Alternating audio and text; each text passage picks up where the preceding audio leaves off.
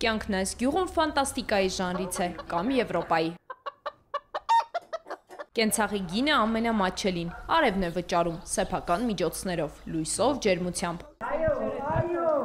Այստեղ ջուրը միշտ տաք է, ոչ հոսանքով է, ոչ էլ գազով, անվճար է։ Ամենայն ազնությամբ ես բացարձակ ոչ մի կոպեկ չեմ ծախսել։ Իրանց արված տեխնոլոգիա միջև այստեղը, մնացած ինչ որ արդեն իրանց ծախսերից մենք ենք կարող։ Լեռնամերձը Երևանից հեռու է 34 կիլոմետր։ Կենցաղը փոխվել է 1 ամիս առաջ, հենց այն պահից, երբ գյուղն արևային ջրատաքացուցիչների համակարգ է ստացել։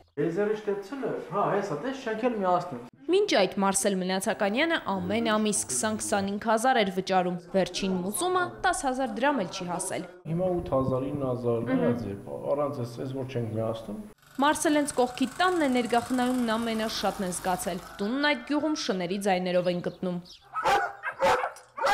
Ռոյալ արքայական հովտաշներ են այստեղ ապրում, ուղիղ 17-ն են, արքայական խնամք էլ պահանջում են։ Այ ռոյալը սրա համար է, այս է թաթերը նայեք։ Պատկերացեք, ես ամեն օր իրենց համար առանձին ջաշ եմ պատրաստում, ձագուկների համար տաք ջրով շատ արագ է լինում։ Էկոնոմիայի տեսակետից, ասեմ հրաշալի բան է։ Տարին 4 եղանակ Լեռնամերձին թարխումն է կերակրում, դաշտերը հեկտարներով են։ Գյուղի տներից 65-ի դուռն է բաց, մնացածը կողպած է բանալիներն է Ռուսաստանում։ 64 տուն ջրատաքացուցիչ ունի, 29 նաև արևային ֆոտովոլտային վահանակներ։ Արևային էներգիան օգտագործող համակարգեր են, որոնք էլեկտրաէներգիա են խնայում, հետն էլ արտադրում։ Ամեն ընտանիք ունենում է մոտարապես 10,000 դրամ խնայողություն։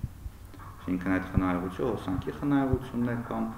բալոններով գազ, որ գնում էին տաք ջուր էին տաքացնում եւ այդ գումարն են խնայում։ Ջրինն էլ հոսանքի վահանակներն էլ տանիքում 40-50 աստիճան հարավ նայող անկյան տակ են տեղադրում։ Այս վահանակների արժեքը սկսվում է $3,000 համարժեք դրամից, իսկ արևային ջրատաքացուցիչներինը սկսած 400,000 դրամից։ Գյուղին անվճար է կառավարությունը նվիրել գազի փոխարեն։ Վարչապետի հետ հանդիպման ժամանակ հունվար ամսին ներկայացվել է Լեռնամերձ համայնքի գազաֆիկացման խնդիրը։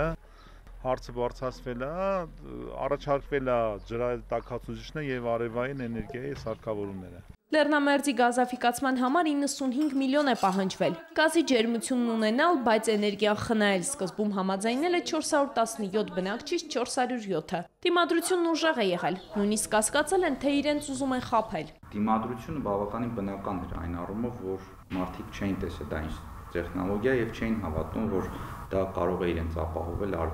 այն ջերմության քանակով, այսինքն այդքան տաք ջրով, որ իրենց պահանջները բավարարվի։ Հարմարավետության եւ կենցաղային պայմանների կտրուկ լավացում է տեղ ունեցել։ Սարքերը պահպանել, չկոտրել, կետերով պայմանագրերը բնակիչների հետ մինչև մայիսի վերջ կկնքեն։ Լեռնամերձում առաջարկվել է ֆոնդ էլ ստեղծել, էներգիայի խնայած եկամուտը կուտակել, գյուղացուն տալ։ Կարող են արևային ջերմոցներ, արևային չրանոցներ, այսինքն այնպիսի բիզնեսներ, որոնք երկարաժամկետ եւ քիչ ծախս պահանջող, այսինքն ռեսուրսը վառելիք անվճար բիզնեսները, որովհետեւ համայնքում նաեւ աշխատատեղեր ստեղծվի։ Գյուղապետը գոհ է, դժգոհ է, պարզ չէ։ Լրագրողների հետ չի շփվում։ Կոմինը կարա այդ ցավը տանեն։ Լեռնամերձում միայն դպրոցը արևից չի օգտվում։ Միայն բակում աշակերտները 28-ն են, 11-ը տարական դասարաններում։ Պատմում են, ինչ տներում տեղադրել են նոր սպիտակ սարքեր, տանիքներում էլ մեծ ջեռուցիչներ։ Հարևաններն իրար տուն են հրավիրում ու կատակում, թե համեցեք, այստեղ հոսանքի հաշիվը արևն է փակում։ Լուսին Մկրտչյան, Հովհաննես Քյոսեյան, 360 աստիճան։